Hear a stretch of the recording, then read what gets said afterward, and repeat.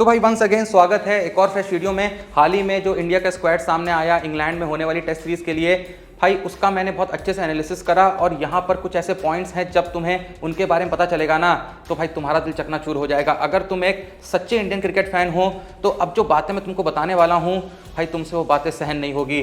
देखो भाई, सबसे पहली बात तो मैं तुमको ये बताना चाहूँगा कि जो इंग्लैंड का स्क्वाड होने वाला है वो अभी आया तो नहीं है इंग्लैंड सीरीज के लिए, लेकिन ये तो कंफर्म्ड है कि उस स्क्वाड के अंदर जो रूट तो होंगे ही होंगे, बाकी जो प्लेयर्स होंगे सो होंगे, लेकिन जो रूट तो होंगे ही होंगे।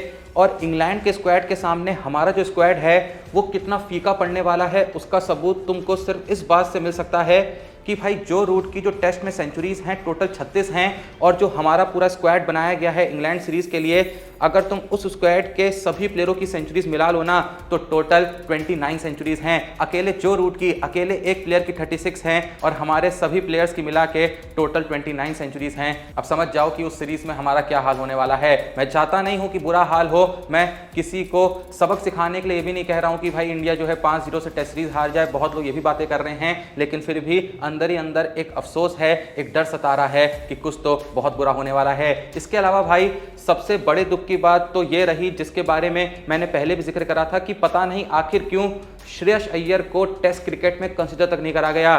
भाई स्क्वाड में तो नहीं रखा गया वो तो छोड़ो, लेकिन स्क्वाड आने से पहले जो 35 प्लेयरों की प्रोबेबल टीम आई थी ना जिससे स्क्वाड चुना जाना था, भाई उन 35 प्लेयरों में रखने के लायक भी श्रेयस अय्यर को समझा तक नहीं गया।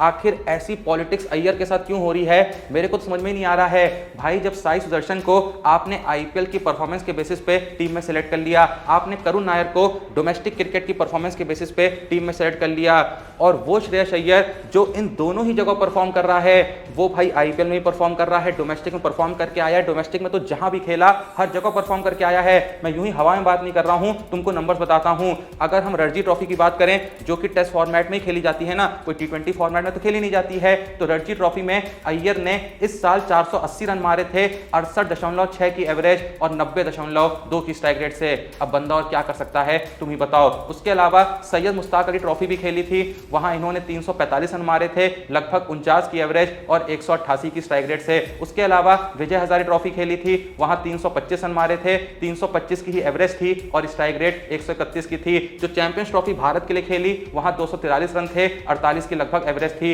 आईपीएल 2025 में लगभग 450 रन हो चुके हैं, 48 की एवरेज, 174 की स्ट्राइक रेट से।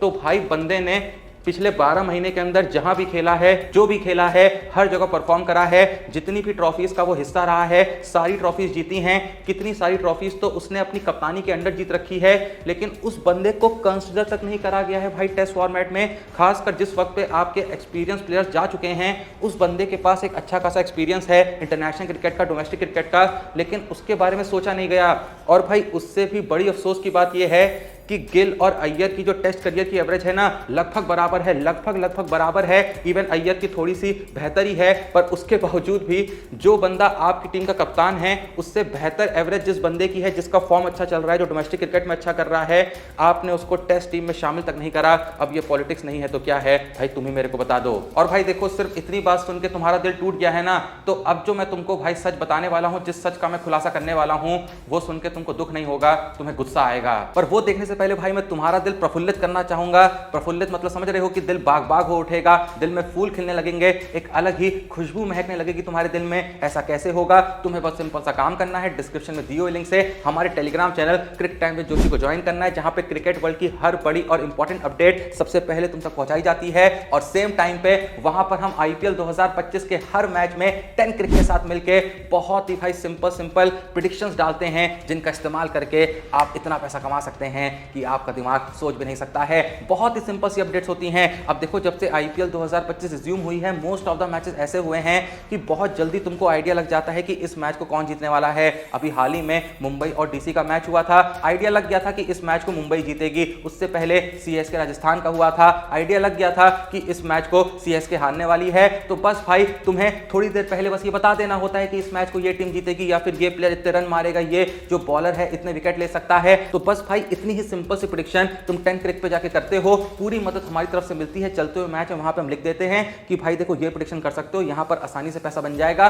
बाकी तुम वहां पर जो हम लिंक डाल रहे हैं उस पर क्लिक करके तुम खुद की प्रेडिक्शन कर सकते हो और भाई हमारी तरह तुम भी पैसा कमा सकते हो। अपन कमाते हैं इसलिए तो आपको बताते हैं। बाकी भूलना नहीं है कि 10 क्रिक के ब्रांड एम्बेसडर कोई और नहीं, हरभजन सिंह है। तो भाई सेफ्टी, सिक्योरिटी और ऑथेंटिसिटी को लेकर दिमाग में तुम्हारे कोई सवाल तो आना ही नहीं चाहिए। इसीलिए कह रहा हूं भाई जल्दी से जाओ, लिंक है डिस्क्रिप्शन में, जाके क्रिक टाइम विद जोशी के टेलीग्राम चैनल को ज्वाइन कर लो और वहां पर जाकर 10 क्रिक के साथ मिलकर और हमारे साथ मिलकर आईपीएल 2025 के हर मैच में मोटा पैसा कमा के आईपीएल 2025 का हर मैच यादगार बनाते जाओ। हाँ, तो जैसा मैं कह रहा था कि अब मैं तुम्हें एक ऐसा सच बताने वाला हूं इस इंडियन टीम के स्क्वाड को लेकर जो कि इंग्लैंड जाने वाला है, जिसे सुनने के बाद तुमको दुख नहीं होगा बल्कि गुस्सा आएगा।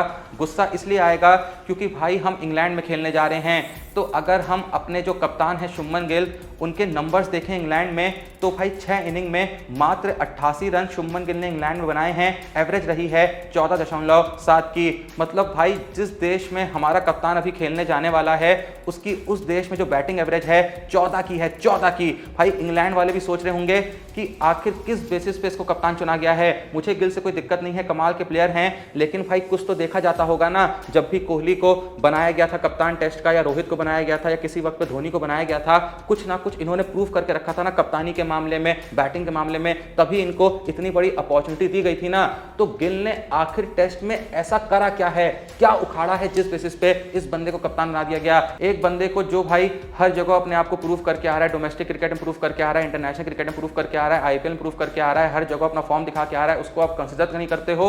और एक बंदा जो भाई उसी देश में सबसे बुरा फ्लॉप रहा है, उस देश में क्या, अगर आप गिल की वो वाली पारी छोड़ दो जो इन्होंने 2020-21 में गाबा में खेली थी 91 रन की, तो उसकी बाद की जो पारियां रही हैं आप उनके स्कोर्स देखो, गिल के क्या स्कोर रहे हैं। 28, 8, 17, 4, 13, 18, 6, 10, 29 नॉट आउट, 2, 26, 36, 10, 31, 28, 1, 20, 13, ये स्कोर रहे हैं भाई एशिया के बाहर गिल के। जी हाँ, एशिया के बाहर ये स्कोर्स रहे हैं और ये फिलहाल इंग्लैंड जा रहा है हमारी टीम का कप्तान बनके। और भाई जो हमारी टीम के कोच हैं गौतम गंभीर, मैंने गिल का तो बता दिया कि भाई इसके इंग्लैंड में क्या स्टैट्स हैं। जो हमारा हेड कोच है गौतम गंभीर, भाई उसके अगर हम इंग्लैंड में स्टैट्स देखें तो 10 इनिंग में 127 रन है, एवरेज 12.7 की है। अब तुम ही बताओ क्या किया जाए। हाँ, लेकिन भाई इस स्क्वाड में एक अच्छी बात यह रही है कि पहली बार ऐसा हो रहा है कि किसी स्क्वाड के अंदर कोई भी केकेआर का प्लेयर नहीं रखा गया है, जबकि टीम के हेड कोच गौतम गंभीर हैं। इस स्क्वाड में गुजरात टाइटंस के 5 प्लेयर्स हैं, लखनऊ सुपर जायंट्स के 3 प्लेयर हैं, दिल्ली कैपिटल्स के 3 प्लेयर हैं, राजस्थान रॉयल्स के 2 प्लेयर्स हैं, सनराइजर्स हैदराबाद का 1 प्लेयर है, चेन्नई का 1 प्लेयर है, मुंबई का 1 प्लेयर है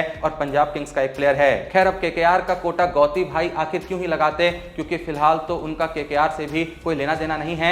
लेकिन भाई मैं यहाँ पर एक जरूरी बात ये कहना चाहूंगा जो कि आप में से बहुत लोग को पता होगी, नहीं पता होगी तो अभी पता चल जाएगी कि भाई ये जो इंडिया का नया स्क्वाड बना है इंग्लैंड सीरीज के लिए, भाई इस स्क्वाड के अंदर जिस प्लेयर के सबसे ज्यादा टेस्ट में रन्स हैं ना, वो कोई और नहीं, वो जडेजा हैं। जिसके सबसे ज्यादा विकेट हैं वो भी कोई और नहीं, जडेजा हैं। जिसके सबसे ज्यादा मैन ऑफ द मैच है वो भी कोई और नहीं, जडेजा हैं। तो यानी भाई जडेजा की परफॉर्मेंस बहुत ही वैल्यूएबल होने वाली है। जडेजा का जो अनुभव है, जो एक्सपीरियंस है, वो सबसे ज्यादा काम आएगा इस इंग्लैंड टेस्ट सीरीज में। और भाई कल के दिन तो सीक्रेटली एक और खबर मेरे सामने आती है कि देखो रोहित और कोहली वैसे तो रिटायर हो चुके हैं, लेकिन रोहित और कोहली दोनों से बीसीसीआई ने यह कहा था कि आप चाहें तो इंग्लैंड सीरीज में एक टेस्ट मैच खेल सकते हैं जो कि आपका फेयरवेल टेस्ट मैच हो सकता है। आपको फेयरवेल मिल जाएगा, जो फैंस चाहते हैं कि आपको फेयरवेल मिले वो फेयरवेल मिलेगा, वो इज्जत मिलेगी।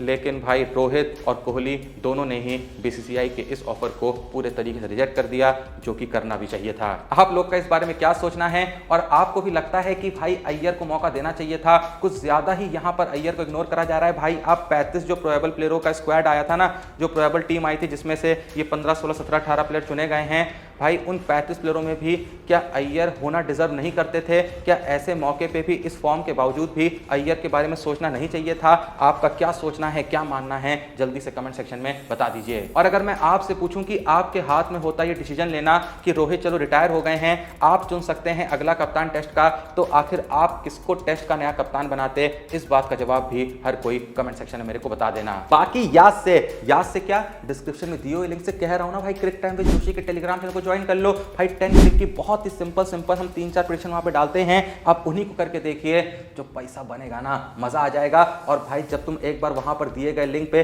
क्लिक करके 10 क्लिक पे जाओगे ना, 10 क्लिक की साइट पे जाओगे, ऐप पे जाओगे, तो वहां भाई और भी इतनी सिंपल प्रेडिक्शंस होंगी जो भले ही हमने नहीं डाली होंगी, पर तुम्हें लगेगा भाई ये प्रेडिक्शन करना ज्यादा आसान है, इसे करके मैं और पैसा कमा सकता हूं। तुम भाई खुद ऐसी प्रेडिक्शन करोगे वहां पे कि मैच खत्म होने तक मोटा पैसा घर लेके जाओगे। बातों पे यकीन मत करो, एक बार जाके खुद तुम डिस्क्रिप्शन में दिए हुए लिंक से हमारे Telegram channel crick time with Joshi को ज्वाइन करके देखो, तुम्हें बिल्कुल भी अफसोस नहीं होगा।